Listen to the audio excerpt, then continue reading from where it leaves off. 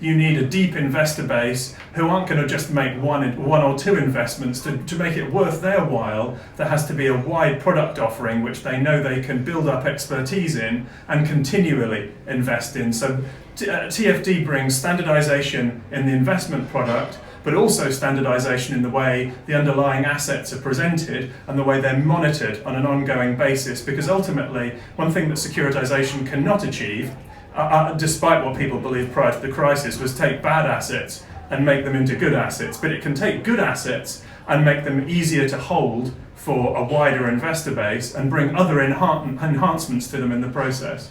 Exactly, and that's why perhaps previously the BAFT style MRPA market has actually functioned pretty well with bank-to-bank investors, because actually they are good assets and they're digested in a way that the banks can understand. But here we're talking about investors that cannot necessarily understand or absorb assets in that way, so we need notes.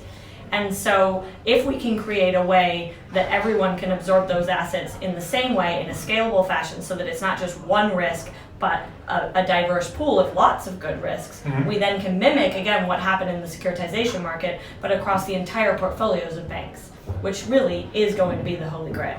Yeah, I completely agree. And one very important theme I'm seeing in the market is the use of insurance as one of the enhancements that securitization can bring into the process. Because rather, ultimately, with an MRPA, you're facing a bank, but the underlying risk is unlikely to be rated, and that risk can be insured against, creating a security with a rating which can be the rating of the insurance company. I don't know if that's obviously this is something you're very involved in. Exactly, and that is something that we're looking at as well in terms of AIG not only funding the assets, but also AIG insuring those investors that are getting into trade finance assets and need that additional layer of protection to make it an asset class that is acceptable for them to invest in. As the insurer or as the funder, when we see, for example, legal opinions on the enforceability of assets for each jurisdiction or non-consolidation opinions, they're different with every single investor, with every single asset. It would be great through this initiative to be able to see one answer for each of the relevant jurisdictions or structures, so that essentially you're able to access a number of different assets through the same due diligence rather than repeating the due diligence each time.